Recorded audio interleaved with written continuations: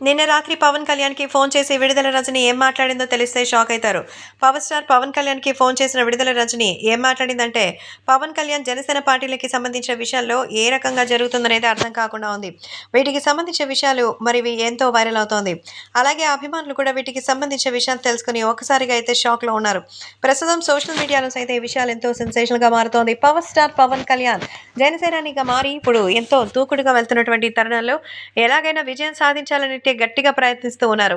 అందుకే ఇప్పుడు విడుదల రజని పవన్ కళ్యాణ్‌ని డీవియేట్ చేయడం కోసం వైసీపీ వ్యక్తిగా చేయాల్సిన ప్రయత్నం చేస్తోంది.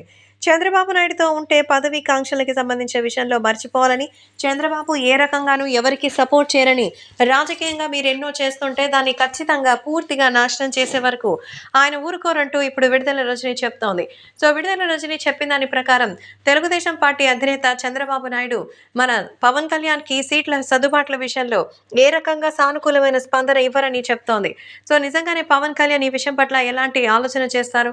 సో ప్రస్తుతం విడుదల రజని చెప్పిన దాని ప్రకారం పవన్ కళ్యాణ్ పొత్తుని విరమించుకోవాలనేదే వాళ్ళ యొక్క ఉద్దేశం. మరి పవన్ పొత్తుని విరమించుకుంటారా? లేదా తన పని తాను చూసుకోమని విడుదల రజనీకి చెప్పారా?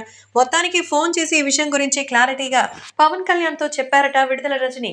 కానీ పవన్ కళ్యాణ్ మాత్రం తనకు సంబంధించిన విషయాలు ఇంకా చాలా ఉన్నాయని, ఈసారి పొత్తు కన్ఫర్మ్ అంటూ ఆయన క్లారిటీ ఇచ్చినట్టుగా తెలుస్తోంది.